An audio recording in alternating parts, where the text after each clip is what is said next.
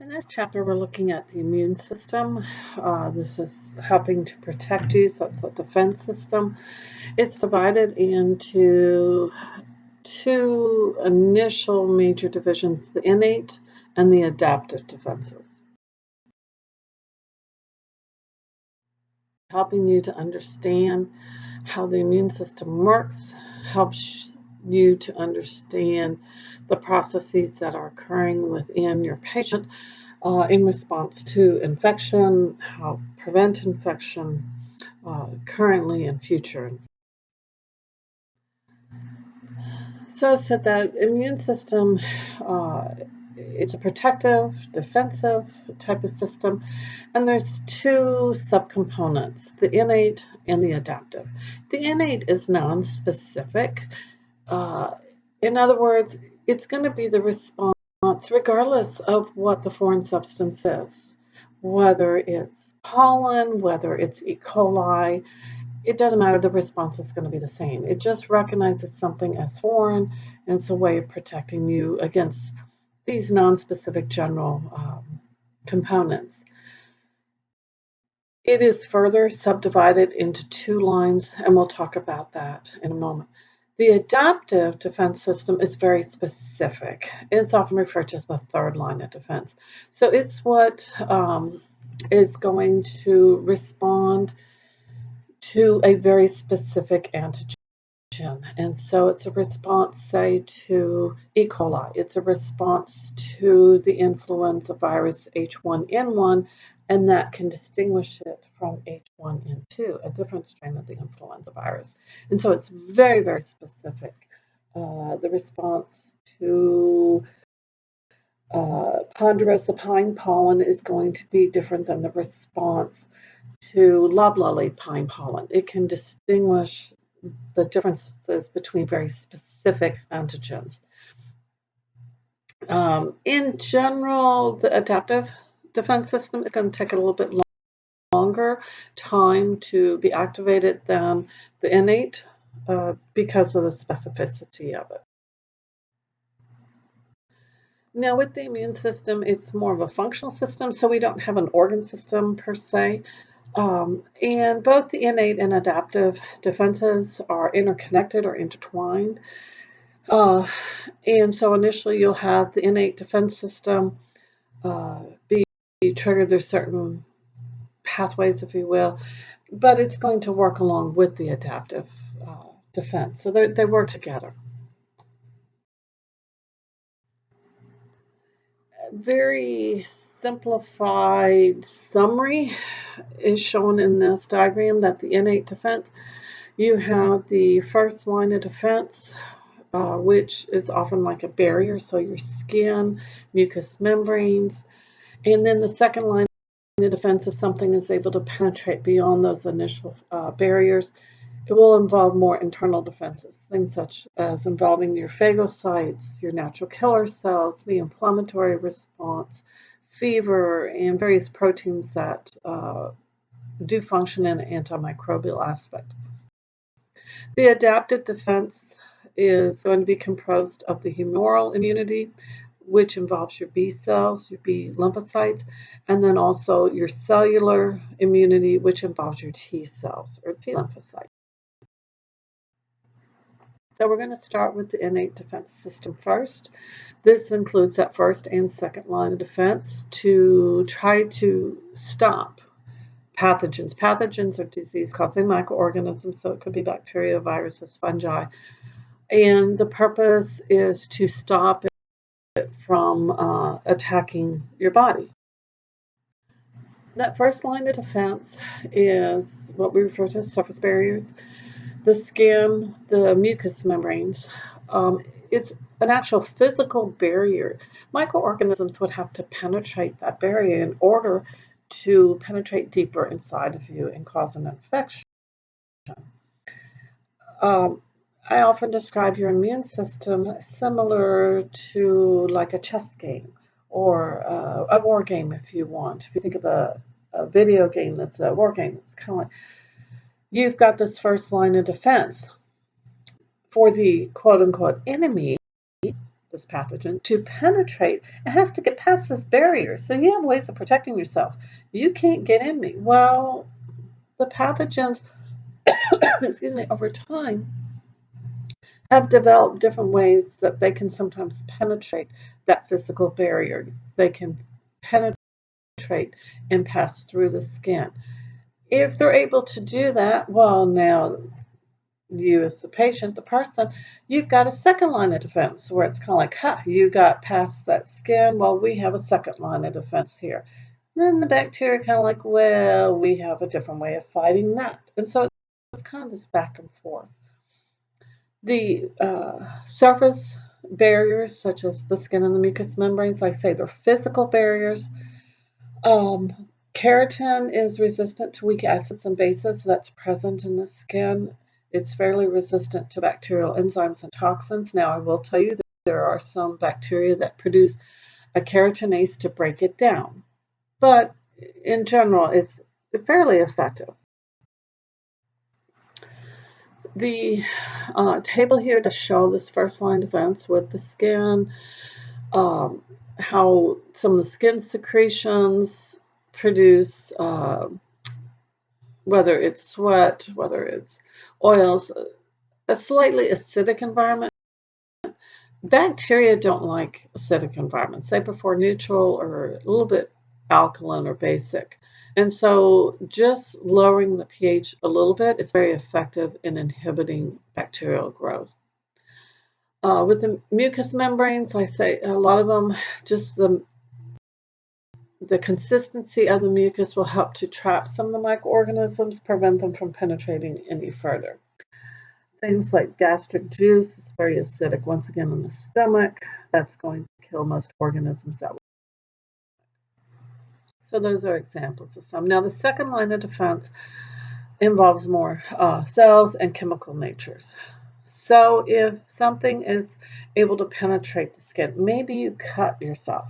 Well, now that's compromised the integrity of the skin, and it allows an avenue or a route of penetration into the body. So now you're going to have to rely upon the second line of defense. Once again, keep in mind this is nonspecific. It doesn't matter what it is that penetrates. You have certain cells, like your phagocytes, your natural killer cells. You have antimicrobial proteins, fever, and the inflammatory response. In terms of the phagocytes, these are white blood cells. They will ingest and digest, chew up, eat any type of foreign invader. It can distinguish between your cells and anything that is not you. We often refer to as self versus non-self. So anything that it sees as non-self, it will destroy. Neutrophils are one of the types of your white blood cells. They are very effective phagocytes, and so they play a major role in helping to fight infections. Macrophages develop from monocytes, which are another one of your types of leukocytes, white blood cells. They are the chief phagocytic cells, so they're also going to carry out.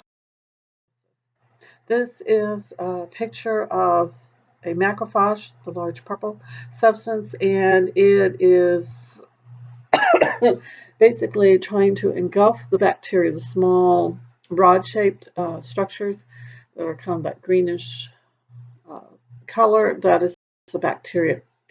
The macrophage is able to distinguish that it's something foreign, so it sends out these extensions from the cytoplasm that draw. It's almost like a tracking beam, if you will, if you watch Star Trek. Those type of shows, it's kind of like, ooh, there it is, latch onto it and pull it in, and then it will phagocytize it, which means it's going to destroy it. It's going to eat it up. Inflammation, this is a response to injury, and it's a very effective way. Whatever that injury is, maybe you've cut yourself, you've had some type of trauma, maybe heat, maybe chemicals. And what the inflammatory response is going to do, it will increase the blood supply to that area. The benefit of the inflammatory response, and you might initially think, wait a minute, when something gets inflamed, it gets red, it gets painful, it gets swollen, it hurts, how can this be good? The idea behind this response is that it's going to help prevent the spread of any of the possible foreign agents.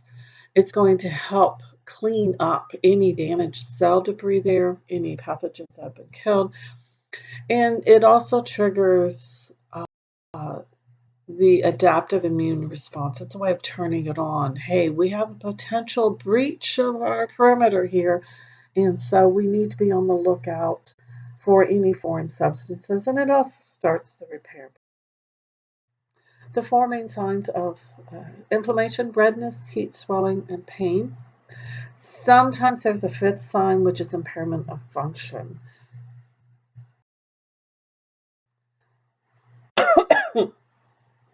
So the various stages of the inflammation is going to be the inflammatory chemical release, vasodilation, increased vascular permeability, and the phagocyte mobilization. So in the inflammatory chemical release, what happens is you've had an injury, cut or whatever, and chemicals are going to be released into the extracellular fluid. What this is going to do is trigger or start a whole new type of response. Different receptors are going to recognize this. They're going to release cytokines that's going to help promote and increase inflammation to the area. Now, a lot of these chemicals that are released, histamine is an example, and then you have kinins, prostaglandins, complement. What these are typically going to do is cause vasodilation of the arterioles in that area. And they're all going to make the capillaries extra leaky. That means you're going to be increasing blood flow to the area by making the capillaries leaky. You have more the blood leaking into that interstitial fluid. It's going to attract leukocytes. Some of these chemicals cause what we call positive chemotaxis, meaning it attracts cells to them, specifically the leukocytes. This is for the whole process. Here you can see some of the chemicals that are released, what the physiological effects are. As you can see, a lot of that vasodilation. Now, like I said, what happens is with the vasodilation, the leaky capillaries, you're increasing the blood to the area that leads to redness. Remember, blood carries heat with it, so that's going to cause warmth or increased temperature to that area. That increased permeability of the capillaries means you've got that fluid coming in, and that is actually good. It may not feel good to you because you're getting that swelling in the area. That increased swelling, that because of that increased fluid, pushes against the nerve endings, and that's what causes the pain. However, in that fluid, you have clotting factors to help repair the damage. You have antibodies. You are bringing in the phagocytic cells to be able to monitor more closely and look, go on surveillance, looking for foreign substances, clean up the damaged tissue. That also helps to lead to repair. Now, sometimes the pain may also be due to release of toxins from bacteria. That may or may not happen. With the increased fluid, like I said, that leads to the edema or the swelling. One thing that's going to happen, that increased fluid is going to, where does the extra fluid go? It's going to push it into the lymphatic vessels, which eventually goes into the lymph nodes. So it's going to help filter out any foreign material there as well. That can also work, as we'll see in a bit, to help activate the immune system. It's delivering these clotting proteins, as I said, that will help with repair. It also will bring in what we call complement, which is another series of proteins that play a role in fighting potential infection. You start to form, with those clotting factors, form the mesh that acts as a scaffold. You want to try to isolate the pathogen in that area. So if you start forming a mesh around very quickly, it's kind of like, okay, we've had this breach of the perimeter. There's a foreign substance in here. Don't let it penetrate even deeper. You do not want it to get into the circulatory system, because then it can go anywhere in the body and cause even more problems. If you can isolate the area, let's say you cut your finger, if you can isolate potential pathogens just to the finger, it's much easier to treat a very localized infection versus a systemic infection. So I said those phagocytes, the neutrophils are going to come in the area first, and then the macrophages will follow after that. If the inflammation is due to pathogens, then complement, these proteins are going to be activated, and then that's going to help start the whole adaptive immune. So for phagocyte mobilization, first there's the release of the neutrophils from the bone marrow, that is leukocytosis. Marginalization is when the cells along the capillaries in that inflamed area, they basically release chemicals that kind of grab onto neutrophils, causing them to slow. They're going to cling to the vessel wall, and then they're going to flatten and squeeze between the cells so they can move out of the blood into the interstitial fluid, and that's diabetes. Chemotaxis, as I said, is where the chemical agents attract the neutrophils, draw them towards them. And then the monocytes, as I said, are going to appear later. The monocytes, what we call the cells, those leukocytes, when they're in the blood, when they leave the circulatory system, they mature into the macrophages.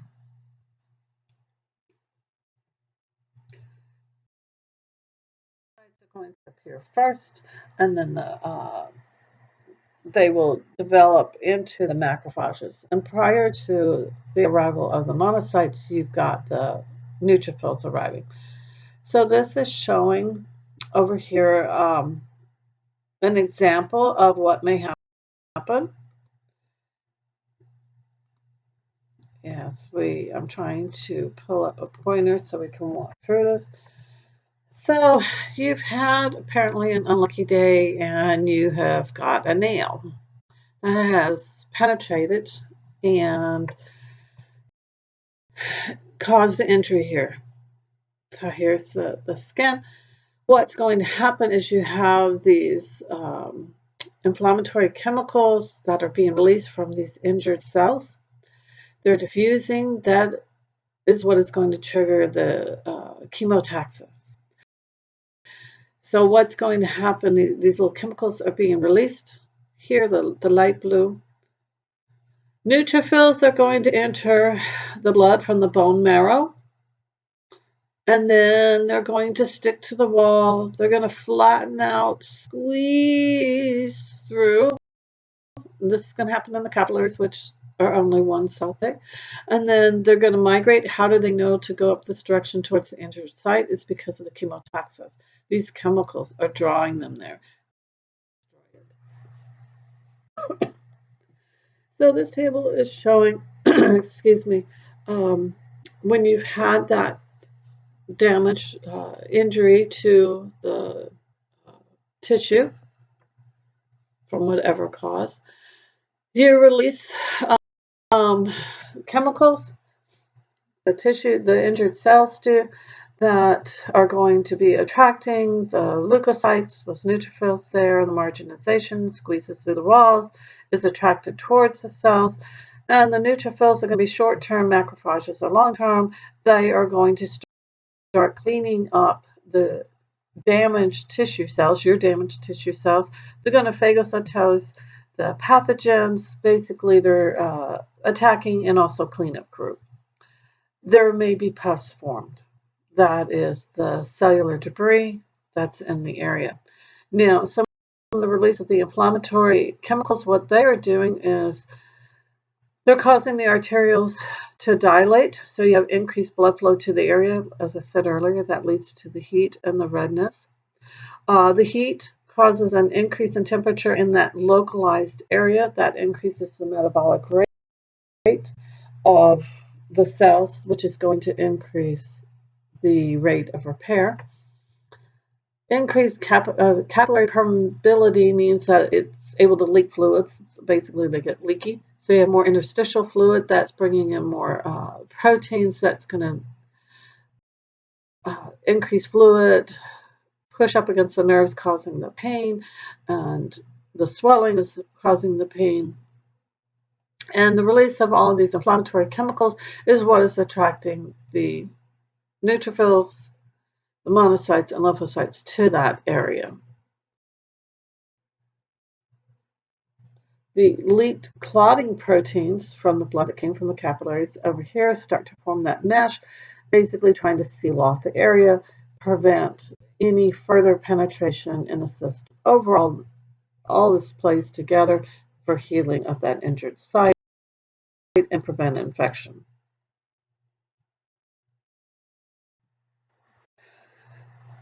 From a clinical standpoint, what is the pest? It's a mixture of the dead or damaged cells. It's a mixture also of dead neutrophils, because they have to be removed, from phagocytosis, any of those dead pathogens, and maybe living pathogens in there. An abscess is when you've laid down your collagen fibers, walled off that area of pus that may need to be surgically drained. Some bacteria, they may be engulfed by the macrophages, but they aren't digested. They actually make a capsule within the cell, surround themselves, and they remain actually alive inside of the macrophage. An example of this is the bacteria that causes tuberculosis. It's one way that it's able to remain alive and for long periods of time and resist treatment. The problem from a microbiology standpoint with the bacteria that are able to resist digestion by the macrophage and remain alive inside the cell, it's hard for your immune system to see something that's inside your cell because it recognizes your cell as okay, it's part of you. It doesn't know the bacteria is in there, and then oftentimes they remain in like a dormant or an inactive state, but at a later time they can become activated and release and then cause disease at a later time. These antimicrobial proteins that I have mentioned, they're going to be assisting in the whole defense. They can work different ways. They can work by actually attacking the microorganism directly, or they can interfere with the microorganism's ability to reproduce. So some of the most important ones are the complement proteins as well as the interferons, which I'll just let you know, depending on where you end up in the country, some people pronounce it interferons. So these interferons, there's several of them. Cells that are infected with viruses actually can secrete some of these interferons that then basically are warning other adjacent cells that are healthy, like, oh, careful, there's a virus, and you be careful. The interferon will enter these adjacent cells, and then what they do is they stimulate production of certain proteins that will block the reproduction of viruses.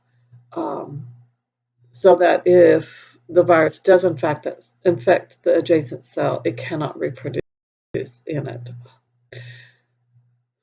Like I said, there are different types of interferons. There's interferon type alpha and beta. There's also ones that, in addition to preventing viruses from replicating in cells, they can also help to activate the NK cells. Those are the natural killer cells. And so this diagram is just showing how it is very effective in this defense mechanism for you. So here's the virus. It enters into your cell. It's going to take over the machinery of your cell. And what happens is these interferon genes are switched on at this point. The cell is going to produce these interferon molecules. It's a chemical. It gets released. Now, meanwhile, the virus here it's making new virus particles, and those are going to eventually be released from the cell. Well, over here you've also released the interferons, which have gone into the adjacent cell. As I said, it's going to basically, it's like, hey, guess what's happening next door? We got this virus here, be on the lookout. And it produces chemicals so that when the virus does infect the cell, it's going to block the reproduction of the virus.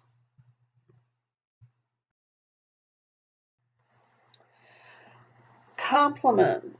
This is a system which has multiple proteins involved. Usually they are in an inactive state. You don't need them all the time, so why have them active? We tend to number them using the letter C and then a number. The numbers, they don't go in order of how they're activated. It's the order in which they were discovered, just so you know that. Sometimes it's referred to as a cascade because what happens is when it becomes activated, these proteins of the complement system, some will bind together and then activate another protein, which activates another protein, which, anyway, it's this whole stepwise process. And the bottom line is it's going to destroy the foreign substance. It's going to destroy that pathogen. It also helps to enhance the inflammatory response,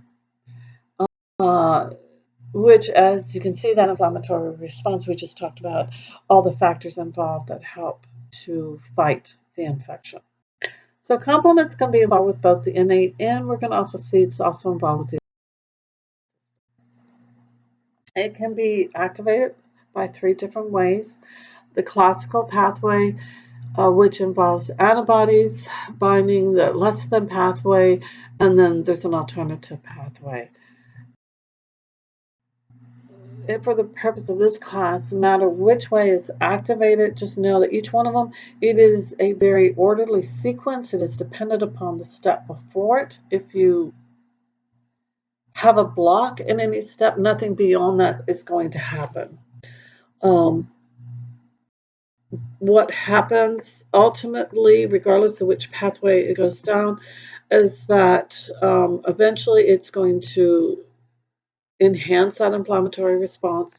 It's going to help promote phagocytosis and ultimately lead to the lysis of that foreign substance.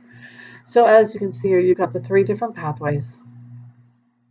All 3 of them, you are going to end up with the stepwise process of the proteins have to bind in a particular order. Ultimately, what happens, like I say, it can enhance the inflammatory response. It can enhance what's known as opsonization. That's where it's going to coat the pathogen surface, and that enables or enhances phagocytosis. It's like putting a little flagging on it, if you will, and say, here it is, this is the foreign substance, so that those cells that carry out phagocytosis can recognize it and destroy it. What does the complement, the series of proteins also, what does it do? Here is the cell membrane. What the complement proteins will do is they form this structure, and it's like poking a hole into that membrane. It pokes it in there, and it's almost, if you want to think like a straw, it's kind of like the proteins all come together, they form this cylinder structure, and it's going to poke through the membrane of the pathogen, or whatever the foreign substance is. If you have a cell and you poke, say, a straw in it, what's going to happen to the inside of the cell, all those fluids? If you take a water balloon and you take a straw, and let's say you put a nail on the end or a pen on the end, and you poke it into a water balloon, what's going to happen to the water inside that balloon? It's all going to leak out through the hole in the straw, right? Well, the same thing's going to happen with the cell. When those complement proteins come in, they form the cylinder structure, as you can see around here. In the middle is a pore, an opening. So when this penetrates or pokes through the membrane, all the fluid inside the cell can now just come out that pore. Do you think the cell is going to survive that? No, it's going to kill it. That's lysis, that's the destruction. Another thing that can happen with the part of the second line defense is fever.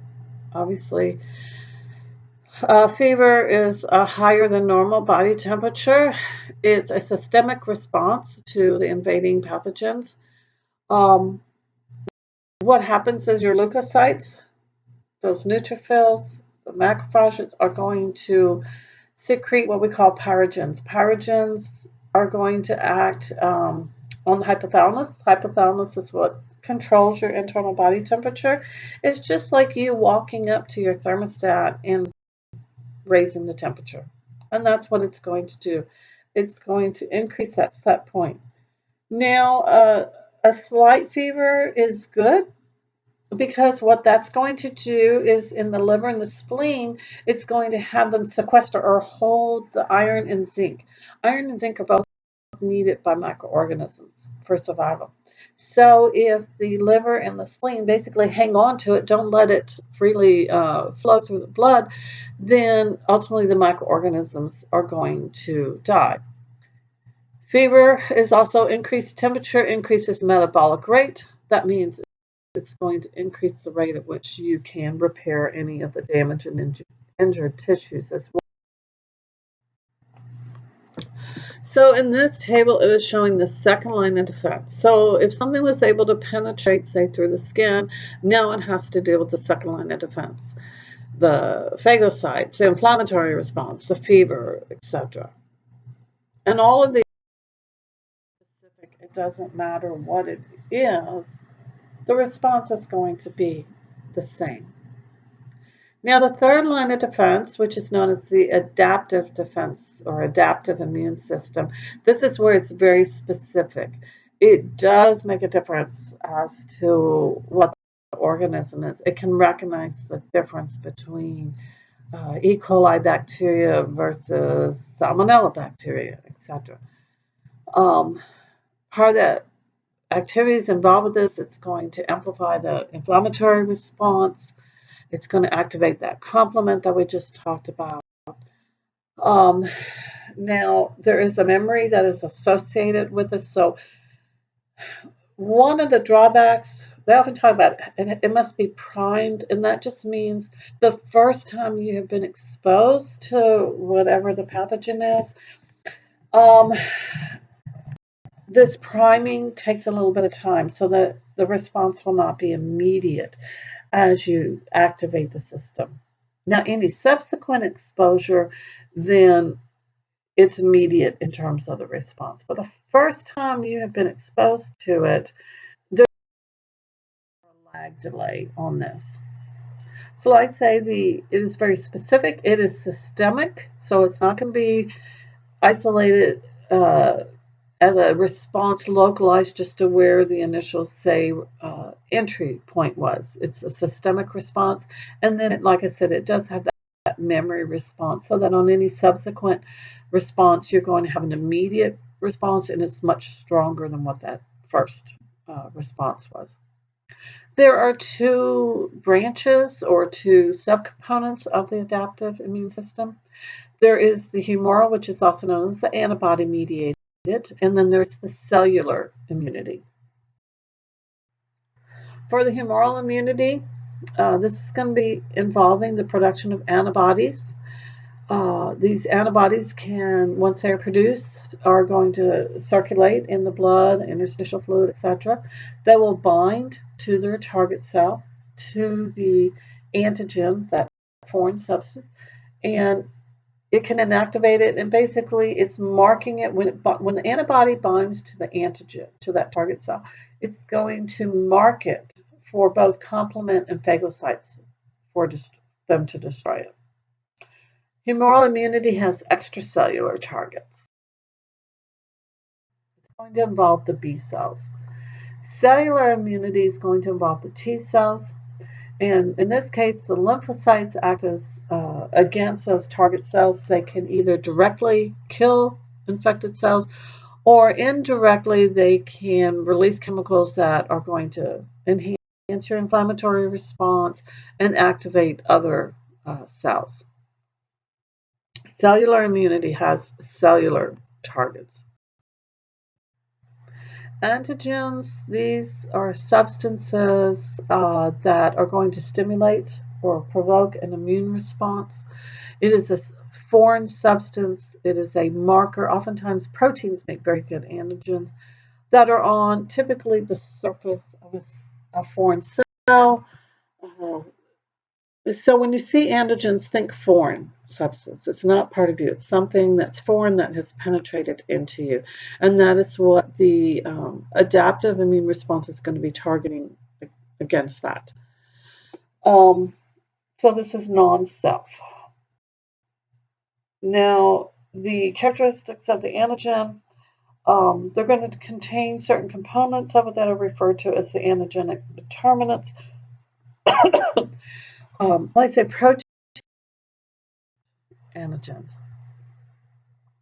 A complete antigen is going to have two different properties or functions too. It's going to be able to stimulate the proliferation of very specific lymphocytes. That's the immunogenicity of it. And the reactivity of it is its ability to react with the activated lymphocyte and the antibodies that may be released. Incomplete antigens are also called haptens.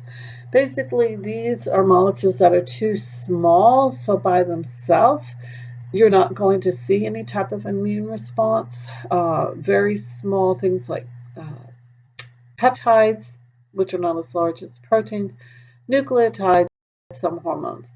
Now, if the hapten attaches to something else, then it may trigger a response.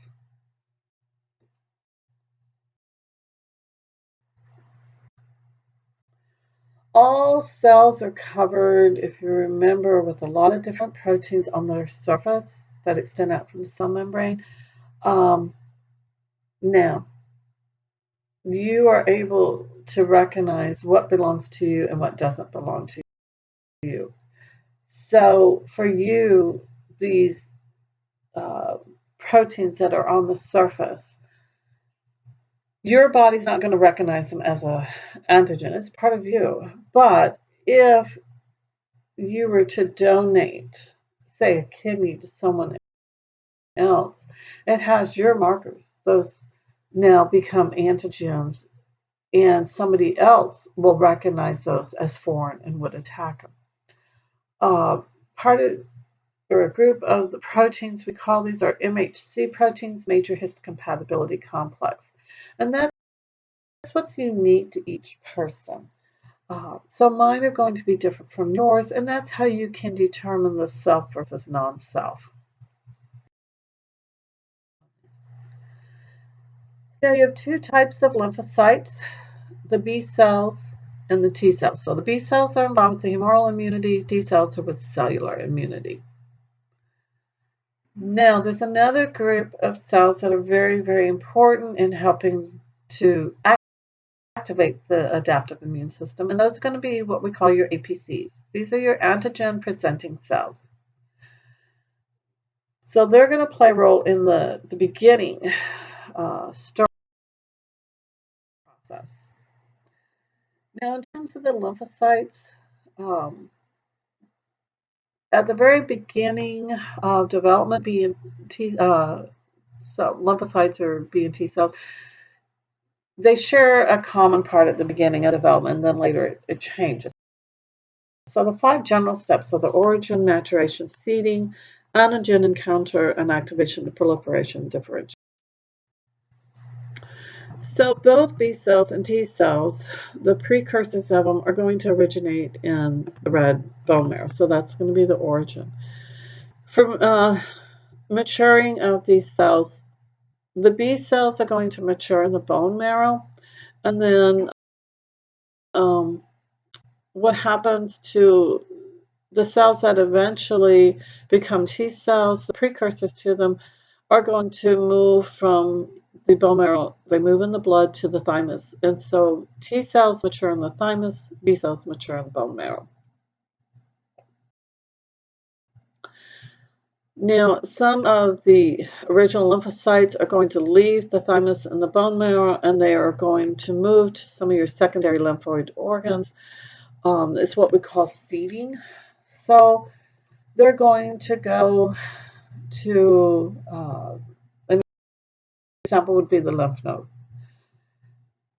When the lymphocytes, when they encounter an antigen, the lymphocyte becomes activated. So when they're exposed to the antigen, they become activated. And then once they have become activated, they are going to start multiplying. That's what proliferation is. And then they're going to differentiate into, some of them will be cells that are going to respond right now, and others will become memory cells. These memory cells and these effector T cells, they're going to be circulating in the blood, in the lymph, and throughout the secondary lymphoid.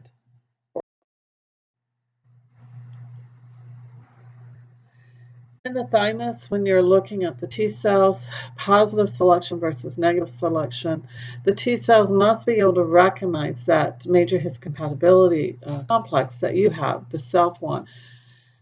So if they're able to recognize it, then basically those cells are going to survive, and the survivors proceed on to what we call negative selection. If they are not able to recognize your major MHC complex, then basically they're going to go through apoptosis, which is essentially cell suicide. Those cells are going to die. It's like, you didn't do what you're supposed to, you're not working properly, so we can't use you, and those are going to die. Negative selection is when the T cells, they must not be able to recognize the self-antigens. You want to be able to have these cells be able to recognize other antigens and not yours. If they recognize your antigen, then there'd be a problem that can lead to autoimmune diseases, and so those cells would also then be. A whole series here of how the cells are going to go through a maturation process. If it doesn't occur properly, then those cells will be destroyed. The genes determine which foreign substances the immune system is going to recognize, not the antigens. So there's literally thousands of different gene codes. And so this way, it's very, very basically. To very generally summarize the B cells versus T cells, this table is showing what type of immune response they have. They compare whether they're producing antibodies, what their primary targets are, where they mature, etc. So it's just a quick summary of these. Now with B cell and the clonal selection of it, the primary response is when you have that first encounter with the antigen, which is shown as this little red structure here. That is the foreign substance, the antigen. And what happens is the antigen binds to a receptor on specific B lymphocyte. Now, the activated cells now, because they've been exposed to, are going to now activate the plasma cells. The plasma cells, in turn, are going to secrete antibodies. Now, some of these are also going to become memory B cells.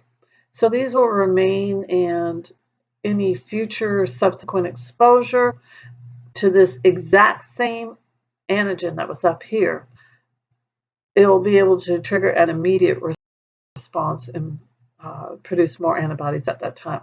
Now, these antibodies that are produced by the plasma cells, which were triggered by the activated B cells, which were activated by the antigen, these antibodies can bind to this specific antigen. The antibodies are going to be floating or circulating in the blood, the body. And so this is just showing that memory cell, what happens with a secondary response, subsequent exposure to this antigen. This may be a few months later, it could be years later, and how you get this very strong immediate response. So the primary immune response, this proliferation and differentiation of the lymphocytes after they have been exposed to the antigen for the very first time, there's a lag period. It can last anywhere from 3 to 6 days. Your peak level of antibodies can be reached typically in about 10 days, very high levels, and then the antibodies levels are going to start to decline. With a secondary response to that exact same antigen, I said, you're going to have a very quick response. So those memory cells respond within hours, not days. The antibody peak, instead of 10 days, is going to be 2 to 3 days, much, much higher level. And it's going to be a stronger attraction between the antibodies and the antigen. And the antibody level can remain high for a very long period. So in this graph, you're just showing here is the first exposure to antigen A. Here's your primary response. As you can see, there's been this delay here. Here's your production of the antibodies. And then as you're fighting the infection, the level of antibodies is decreasing. You're feeling better. You're fine.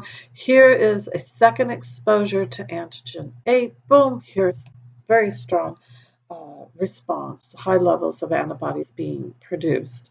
You're exposed to something else that's different. This is just showing the specificity. It can distinguish between A and B. So now you start this whole process. Again, produce antibodies to B. It goes down. This explains why, as an example, say influenza, the flu. You're exposed to a certain strain of the flu you've never seen before, you would be producing antibodies. That's helping you to fight the infection. You get better, levels go down. If you see that exact same strain of flu again, boom, you have an immediate response. You may not even know you're sick. You have protection against it. Why? Because you have those memory cells. Now, if you are exposed to a different strain, this shows, once again, the specificity. A different strain of the flu, it's enough different that the antibodies aren't going to recognize it. And so now you're going to start this whole response over against the second strain. That helps hopefully explain why every year you need to get the flu vaccine. You say, well, I got a flu vaccine last year. Won't it protect me this year? Only if it's the exact same strain of flu. And unfortunately, there's often mutations. And so there's several different strains of the flu that typically are out. Excuse me. So with immunity, with the humoral immunity, that production of the antibodies, this leads into, you can have active versus passive humoral immunity. Active is when you are actually going to make those antibodies yourself against whatever the pathogen is. Passive is where you are not making the antibodies, you're going to receive pre-made antibodies. It will still provide you with protection, but you are not making them yourself. If you do not make the antibodies yourself, that therefore means you do not have that memory component of it. So it's going to protect you right now, but years later, no, because you don't have the memory cells there. So this will provide short-term protection. Active immunity is going to provide short-term and long-term because you will have that memory component. Now within each of these, you have both naturally acquired and artificially acquired. So naturally acquired active immunity, this is when you were exposed to a pathogen, you actually had the infection. Maybe you actually had, let's say, chickenpox. You actually had the flu. You had the infection. You had contact with that pathogen, and so you ended up producing those antibodies. You ended up having those memory cells, so you should have also long-term protection. Artificially acquired means that you did not have direct contact with a living pathogen. You didn't acquire the infection. In this case, you had exposure artificially, and in other words, you received a vaccine. The vaccine is typically the way they do vaccines now. Years ago, sometimes they had living, weakened pathogen. Attenuated means that it's weakened. They try to use now dead or subunits, so it's not even the whole pathogen, so there would be no way of you contracting the disease. Either way, you receive the vaccine. So you are exposed to it. You do produce antibodies against it.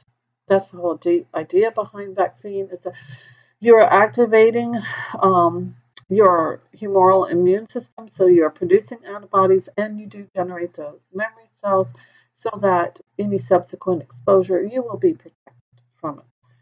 But you don't have to have the disease itself. Many of the vaccines that we have now are for diseases, most of your, what used to be called your childhood diseases.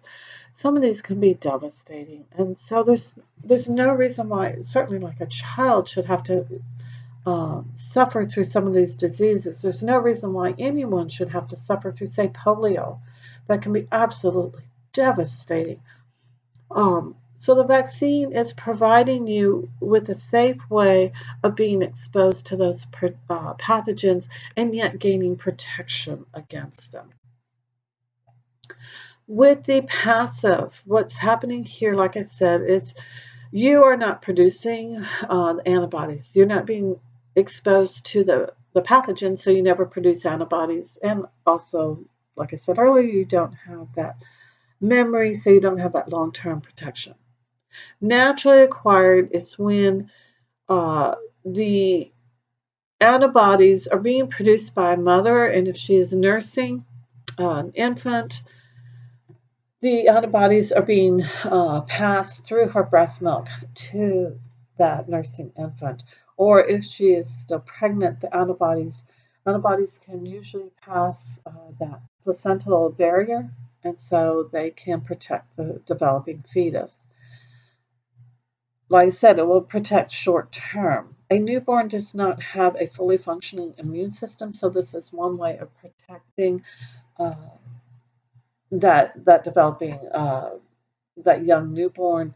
Now, within a few months, the newborn's immune system starts working, and so they can start producing their own antibodies. But at this point, what happens? The mother is providing the antibodies to the infant.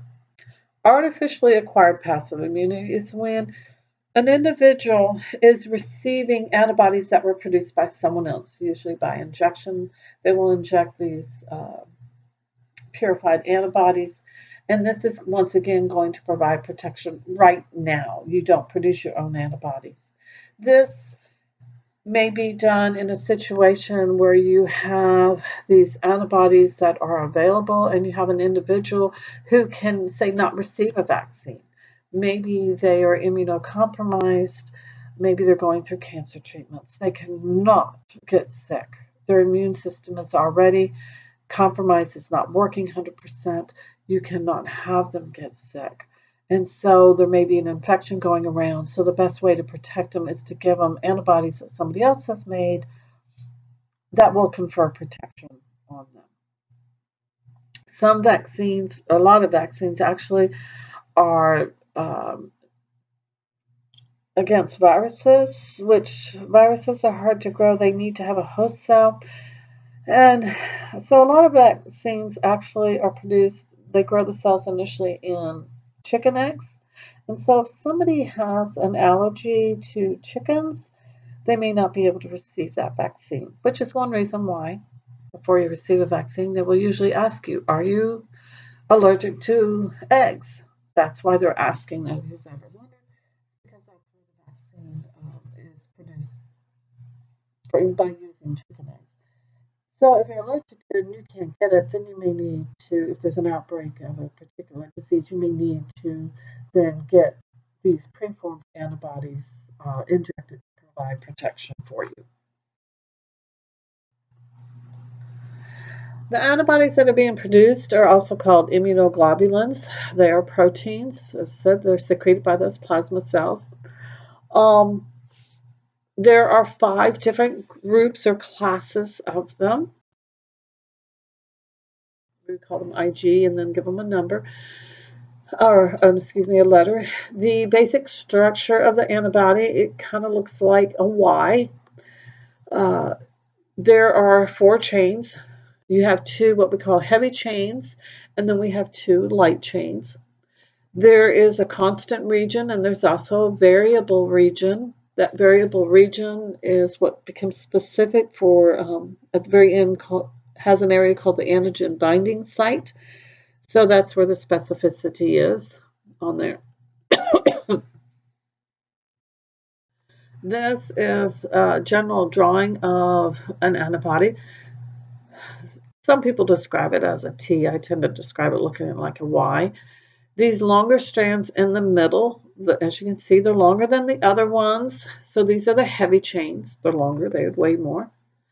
The ends here are the lighter chains, or the smaller strands here. About halfway through right here on either side is where you have the division between the variable region and the constant region. So from this point down is the constant region on both the heavy and the light. And the end, so like the tips of the Y over here is where the variable region is. And this is where the specificity comes into play. The antigen binding site is right on the very edge, the very tip of the Y up here on either end. So that's where this is the antibody, and this is where the antigen would bind. So that's why it has to be very, very specific and recognizes the differences from one, say, protein to another. As I said, there's 5 different classes of these. IgM is in the shape of a pentamer, so it's like you have 5 of these that are connected together.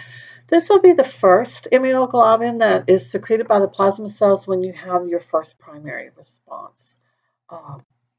So this is the first one that's going to be seen. Usually it exists in that pentamer form. IgA is a dimer. You have 2 of these structures that are connected together. Sometimes it's referred to as a secretory immunoglobulin because it's found in body secretions such as in your saliva and milk and sweat. This will only exist for a limited amount of time. In the IgD is a monomer, just a single structure. It's found on the surface of B cells. It can function similar to IgM. IgG is the most abundant of these antibodies. Most of them are in this form. It is going to be seen as the secondary. So initially you have the IgM numbers really high, and then it's going to switch the IgG numbers become very high. So mid to late in the response, and certainly also in secondary responses, you're going to have the IgG immunoglobulin seen. And then the IgE, which is also a monomer, it's a little bit longer than the others. It can bind to mast cells and basophils. It's usually only small amounts. This is seen, though, with oftentimes parasitic infections and also with allergies. So the antibodies are not going to destroy the antigen. They're just going to bind to them and then activate them and form this complex, antigen-antibody complex. And then there are going to be other types of reactions or processes that occur because of this. So up here you have your antigen. Here's the antibody. When they bind together, you form this antigen-antibody complex. Now it can be inactivated by a couple different ways. It may be neutralized. Oftentimes if it's a toxin, this will neutralize it. If it's viruses, it can sometimes neutralize them. Agglutination and precipitation is when they bind and form these complexes. The difference between them, agglutination is with insoluble or cell-bound antigens. Precipitation is with soluble antigens. All three of these, when the antibody binds to that antigen, it's going to enhance phagocytosis. So your natural killer cells, your phagocytes, like the macrophages, etc., they can see this complex much more readily now. It's like it's flagging it, and so that's going to trigger phagocytosis.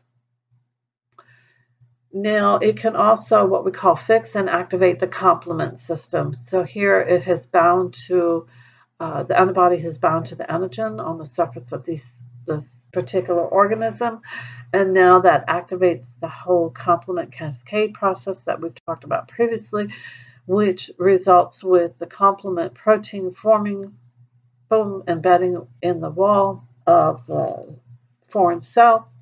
And remember, it forms that pore. What does that lead to? Cell lysis of that particular cell, because all the fluid is leaking out. It is also going to complement, remember, itself is going to enhance phagocytosis as well as enhance the inflammatory response, which leads more phagocytic cells to the area just to help further increase this whole defense mechanism, which is protection for you. Parasitic infections by worms often require a different type of attack strategy because the worm's too large for phagocytosis to occur. So what happens is IgA antibodies tend to bind to the worm, the surface of the worm, and then it marks it for destruction by the eosinophils. Several eosinophils are going to bind to the IgEs that are bound to the worm, and then they start to release toxic components into that prey, basically destroying it from the inside out. Monoclonal antibodies are used often as research tools as well as clinical tools. Basically, what monoclonal antibodies are these commercially prepared pure antibodies for a very specific antigen. They are produced by cells that are known as hybridomas, which is basically where you've taken a B cell and fused it with a tumor cell, allowed it to grow. This tumor cell allows it to grow indefinitely. Most cells have a limited time that they can grow, but the tumor cells, the regulatory process has been turned off so they grow indefinitely. The B cell portion of it allows it to produce that very specific antibody. So you can use now that for research, for clinical testing, and they're looking at this in terms of cancer treatment. Once again, that antibody-antigen complex does not destroy the antigen. It just prepares it for destruction by the innate defenses. So this is how they work together. Antibodies tend to go after extracellular pathogens. Usually they're not going to be destroying viruses, only if the virus is recognized before it enters the cell. There have to be other mechanisms to destroy the virus once it has entered. T cells are going to provide defense against those intracellular antigens. So they can provide a means of attacking cells that now are infected with the virus or infected with bacteria.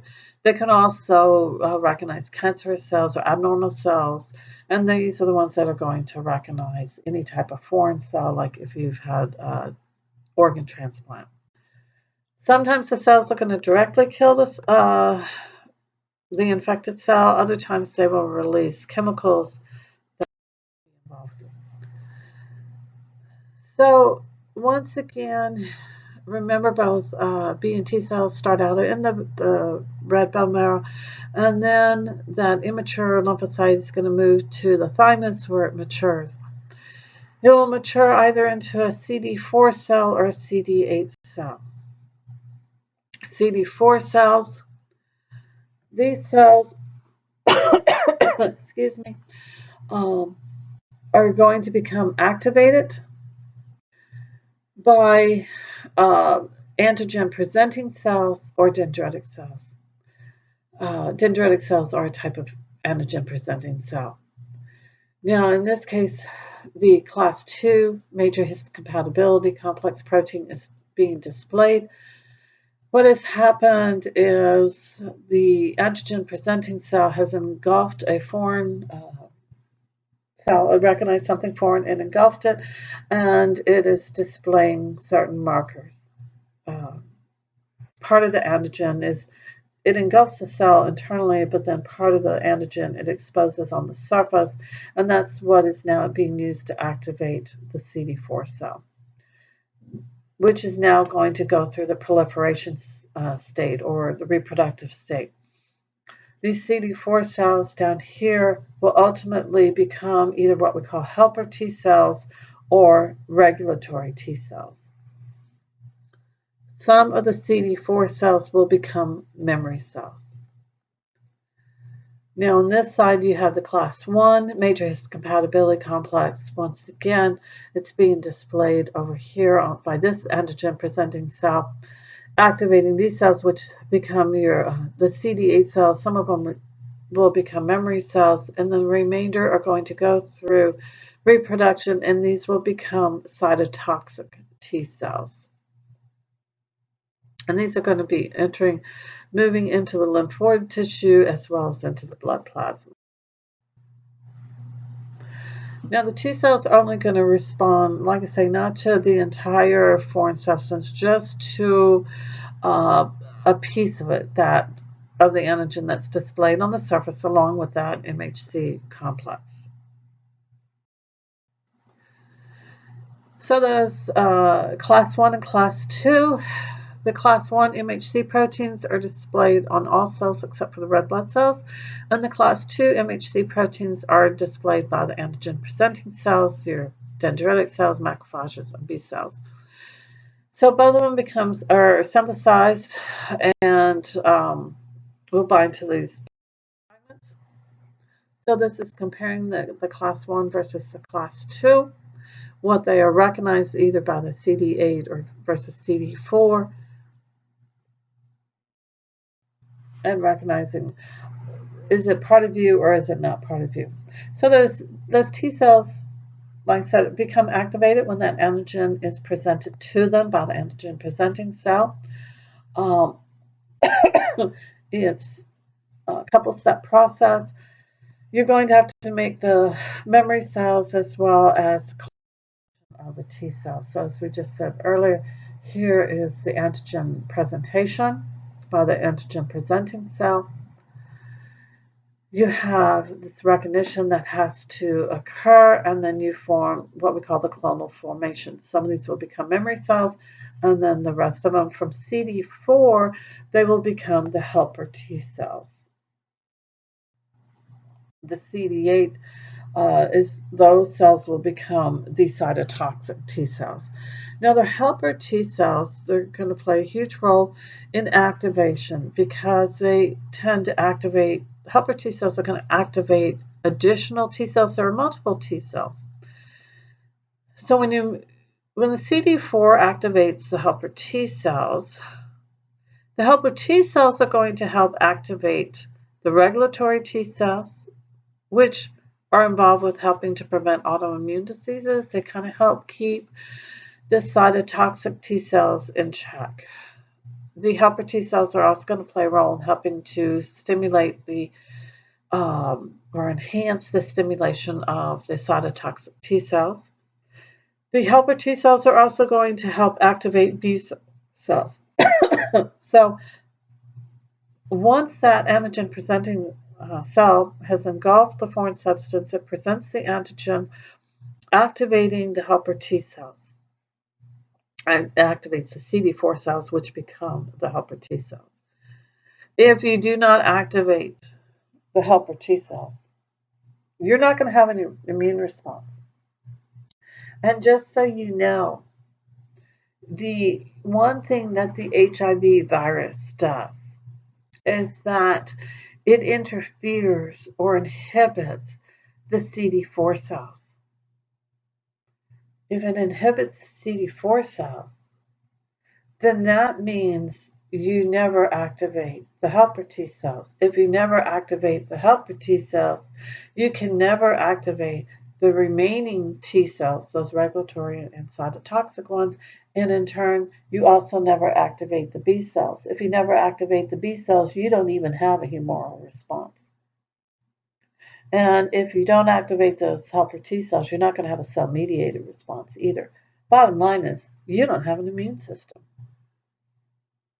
That is one of the reasons why, left untreated, the HIV virus will is a causative agent of AIDS, which basically is a breakdown of your entire immune system. And how does it do it? Knock out the one that's supposed to fight you. It's a rather clever way from terms of the virus. You want to infect a host. A virus has to have a host cell in order to reproduce. It cannot reproduce without a host. So from the virus standpoint is you want to reproduce. You don't want that host cell recognizing you and attacking you and destroying you. So how do you protect yourself? Knock out the immune system. Knock out that whole surveillance system. And that's the cytotoxic T cells. They're going to be derived from the CD8 cells, which are, there is activation there from the helper T cells. These are going to, as the name implies, cytotoxic. These are going to directly attack and kill other cells. So once they have been activated, they're going to circulate in the blood and the lymph. They're searching for any cell that has that antigen fragment on it. When it recognizes it, it's going to destroy it. So they're going to target virus-infected cells. They're going to target cells that have intracellular bacteria or parasites. They're going to target cancer cells and any type of foreign cells, such as from transplants. So the cytotoxic T cells can kill these other cells by two mechanisms. They release perforins and granzymes. What happens here is the perforins start to create pores, and the cell that's unfortunate enough to come in contact with the cytotoxic T cell, it's going to release those perforins. They create a pore, and then granzymes are going to move in through that pore and basically trigger apoptosis, once again, a cell death. So it's the cell's going to lyse. Also, the cytotoxic T cells have specific receptors on the target cell that can also the cell suicide, if you will. So here is the cytotoxic T cell. Here's a target cell. Ooh, it recognizes the that it's a foreign cell. And what's going to happen is, so it recognizes it's going to bind to it very tightly. It is going to release these porphyrins. They look like these little tabs. Forms this porphyrin pore, this hole, which inside now the granzymes can come in, and boom, it is going to trigger basically cell death. And it's destroying the prey. It's the way of destruction there. Those regulatory T cells that I mentioned a little bit earlier, as the name implies, it's helping to regulate the cytotoxic T cells. It can help to kind of modify that immune response or tone it down a bit by secreting cytokines that are inhibitory. It's involved with helping to prevent autoimmune reactions. Only attack foreign cells, not your own cells.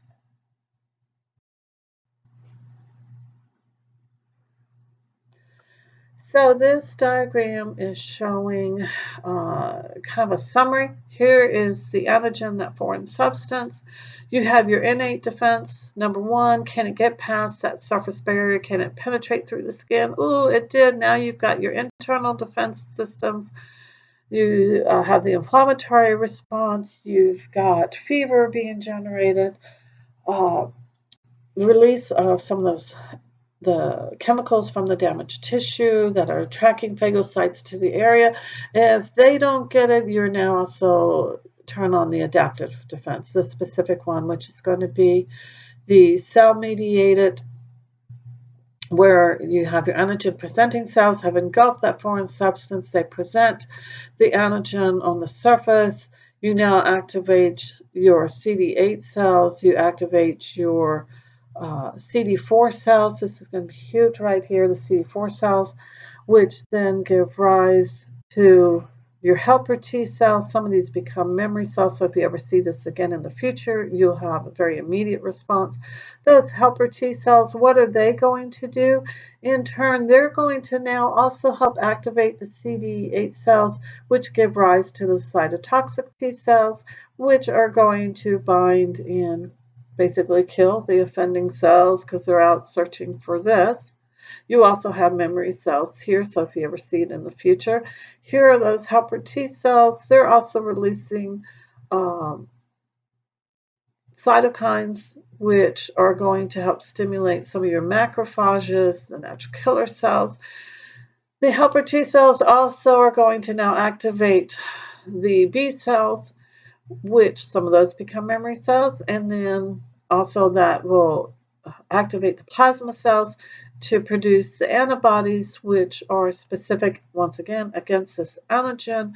When they bind to it, what happens here? That helps to attract complement, which is from, remember, the internal defense here, to carry out cell death. So you see how, number one,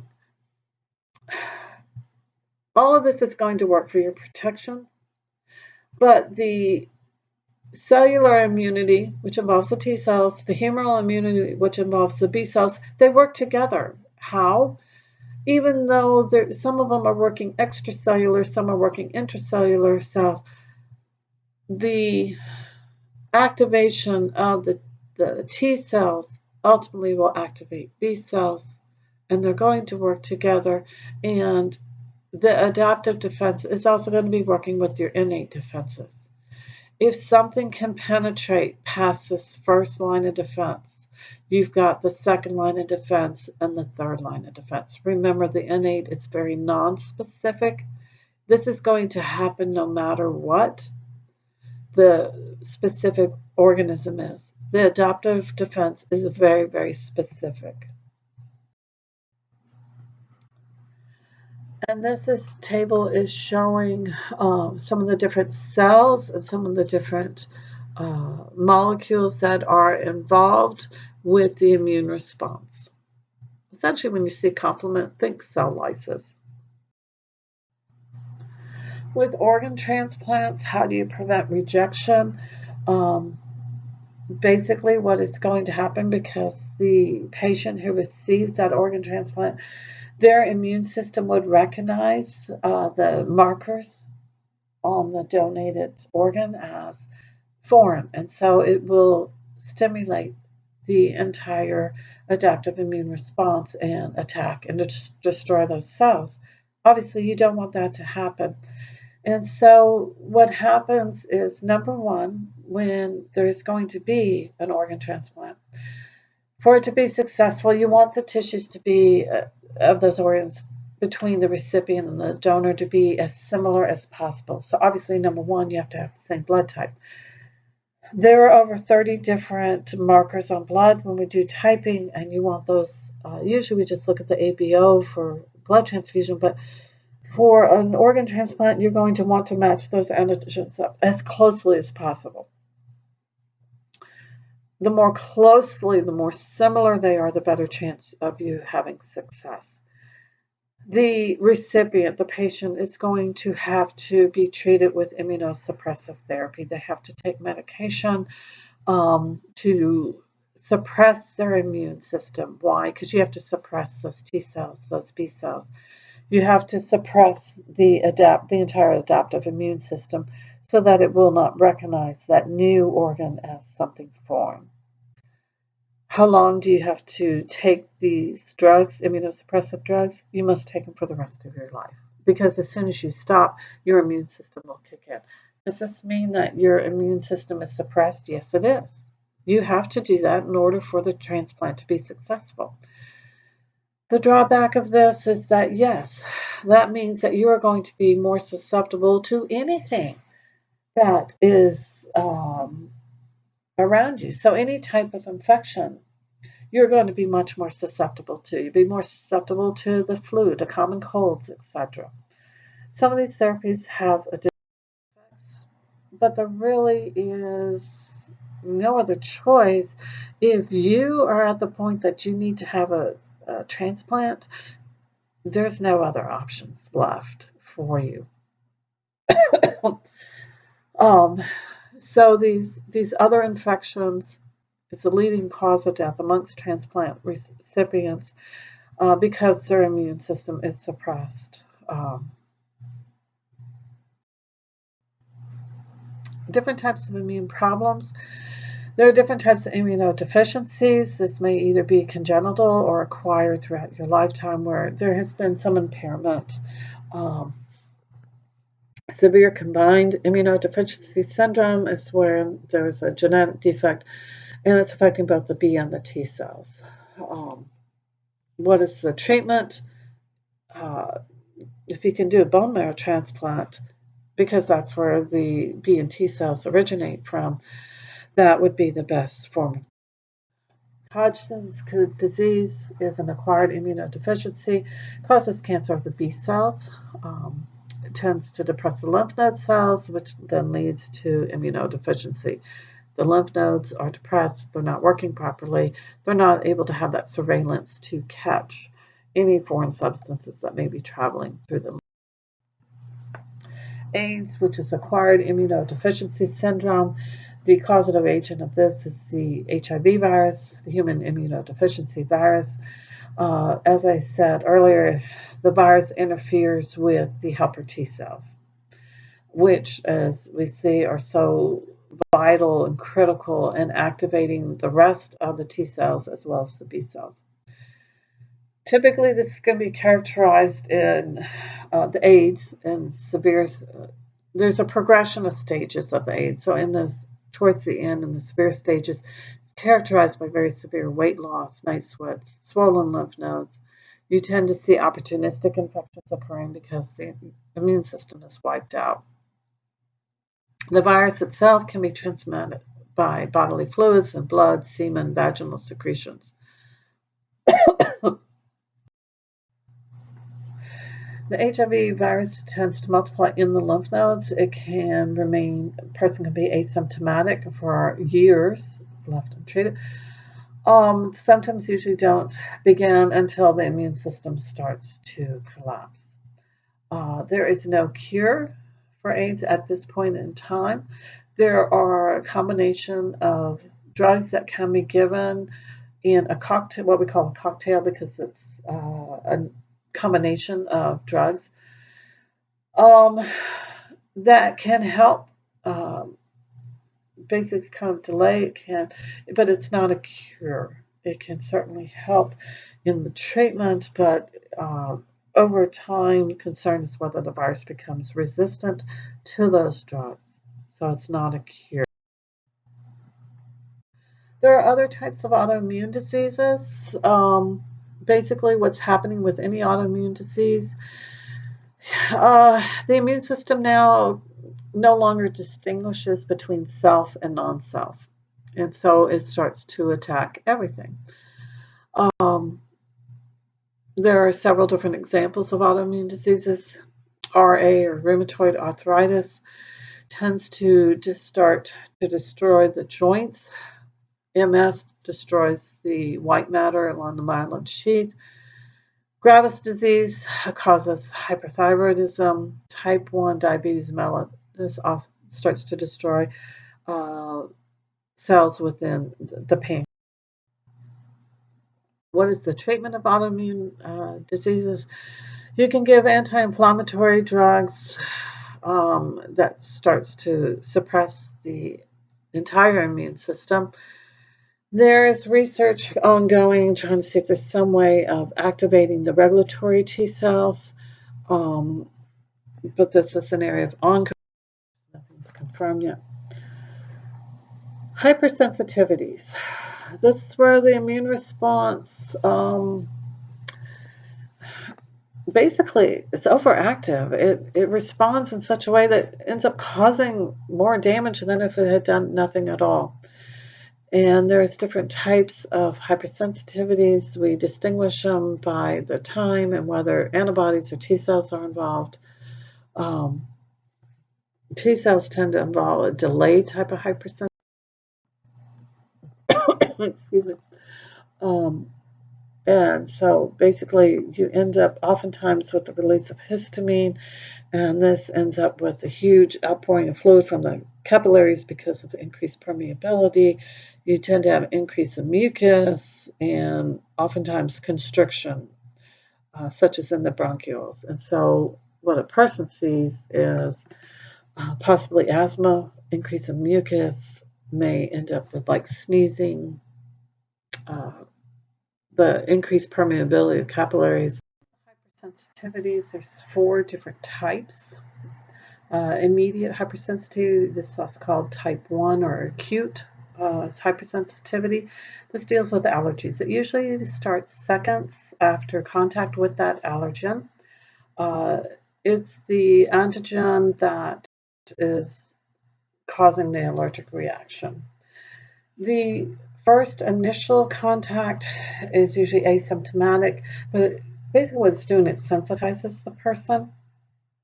And then any subsequent or later encounter with that exact same allergen, what has happened the initial times that activates the IgEs.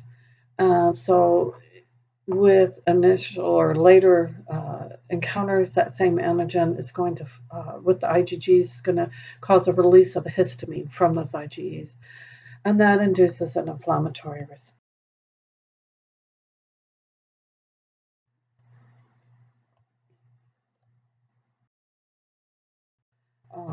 The histamine causes vasodilation, causes leakiness in the vessels. What the patient sees is a runny nose, oftentimes watery eyes. They might have hives that become very itchy. If you've inhaled the allergen, you may have asthma due to constriction of the bronchioles.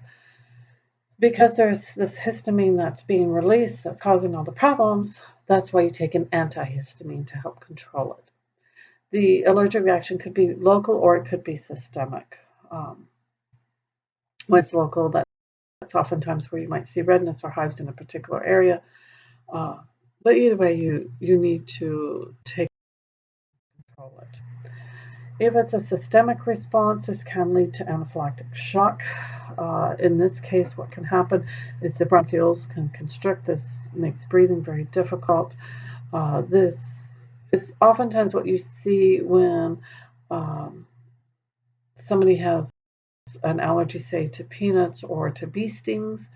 And with the vasodilation that's occurring, the blood volume tends to go down because you have basically leaky capillaries, and this leads to collapse of the circulatory system. It can be fatal. So treatment needs to be immediate, and you treat with epinephrine, which causes vasoconstriction. So it helps to reduce that loss of blood volume. But like I say, this is where treatment needs to be immediate to prevent anaphylactic shock. This is for individuals who know that they have an allergy to, say, bee sting, where they get the systemic response. They need to carry an epi pen with them, and that's where you inject the epinephrine. Subacute hypersensitivities. This is where in the blood, the plasma, you have transference of IgM and IgG. The onset can be relatively slow, take 1 to 3 hours for it to start. It can be duration be very long. This is what we call cytotoxic 2 reactions. An example of this is when the wrong type of blood is given in a blood transfusion. Type 3 hypersensitivity is immune complex. An example of this is where you have the antigen is distributed widely throughout the blood or in the body. You form these antigen antibody complexes that are insoluble. They cannot be cleared from the particular area of the body where they form. You end up with intense inflammation. An example of this would be systemic lupus, which is a type of lupus. Delayed hypersensitivities, which is the fourth type of hypersensitivity. This has a very slow onset. It can be 1 to 3 days after being exposed. It depends on helper T cells. Basically, an example of this would be like exposure to poison ivy. And another example would be TB 10 test, depends on this type of reaction. In terms of developmental aspects of the immune system, the stem cells start to develop in the liver and then the spleen between weeks 1 and 9 after fertilization has occurred. And the stem cells later in the bone marrow become the primary source of the immune cells, and then throughout the adult life. The lymphocyte development, as you know, is going to continue in the bone marrow and the thymus.